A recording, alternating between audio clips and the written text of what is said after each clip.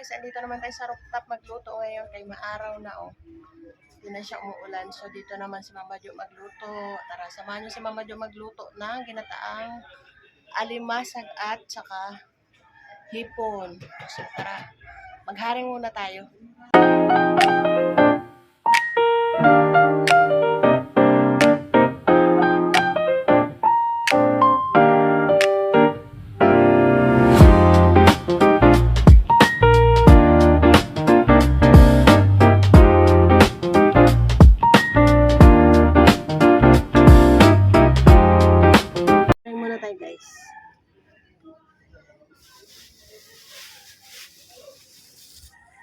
Dito na ako magsaing na naman ng ulam o magluto ng ulam.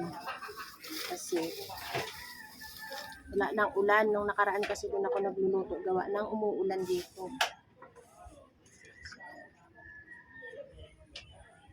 Sindihan muna natin.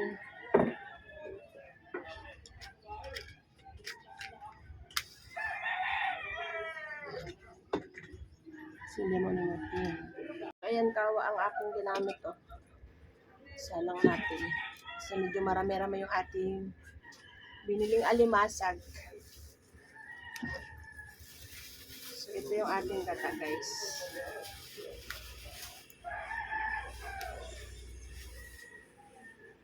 Lagay ko na dito yung unang gata. Or unang piga. Ay, pangalawang piga pala. Ba't lagi una? Pangalawang piga.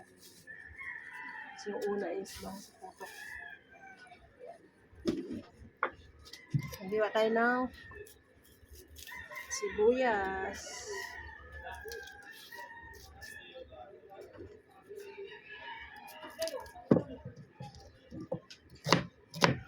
Lagay na natin diretso dyan sa ating kukuluan na gata.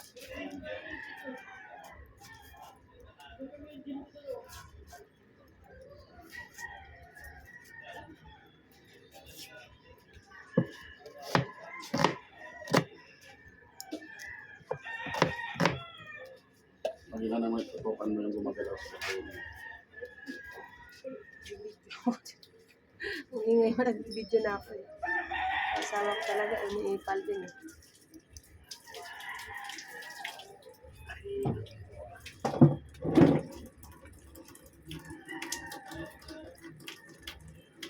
Ito natin ang luya din.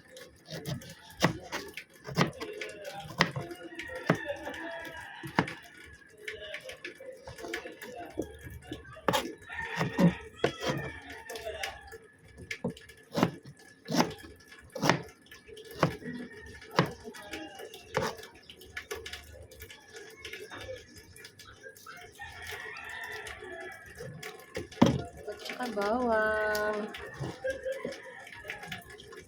Ito natin ang bawang.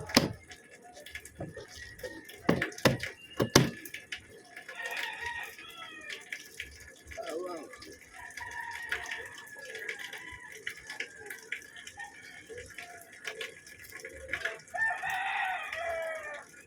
Yung aming alimasag na binili dyan sa aming kumari. Ayan o. Baka makagat pa ako. Ayan o. Buhay pa siya. Diba? 250 ang kilo. 1 kilo lang yung binili ko. Yung hipon naman kalahating kilo lang. Okay na yan. Yung pangalawang gata na piga. Pakukulaan ko lang. Tapos pag kumulo, ilagay na natin yung ating alimasag. Una, ilagay ko muna yung ating alimasag. Yan. Buhay pa talaga siya, oh. Gumagalaw pa. Hindi ko na biniak, kaya amo na ganyan. Sila na lang magbiak pag maluto. Sarap. At asin. Kunting asin lang muna ba yung maarat. Yan.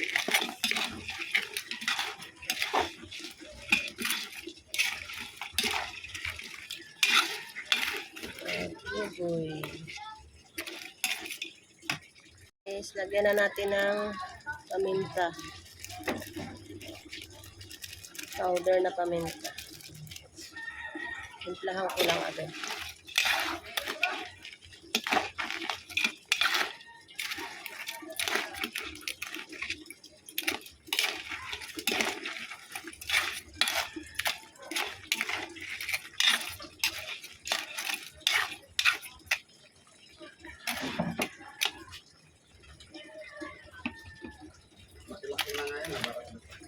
na guys yung ating kalabasa at saka yung sitaw. Yan. Ipahuli ko na lang yung hipon.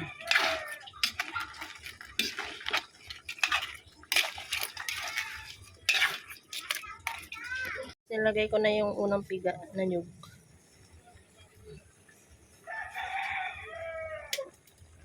Parang masarap na, hindi pa tapos maluto. Ilagay na natin uli yung ating gulay na murungga ba tawag dyan? Or malunggay.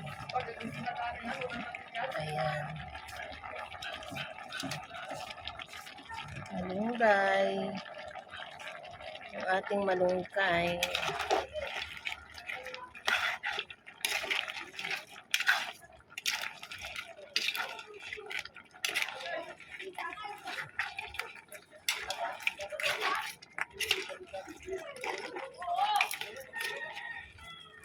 Oh, guys. Halo, si Mama Jo today. Ito yung ulam namin today, guys. Seafoods, ginataan. Ayan. Sarap, di ba? So, yan na guys yung ating seafoods na ginataan.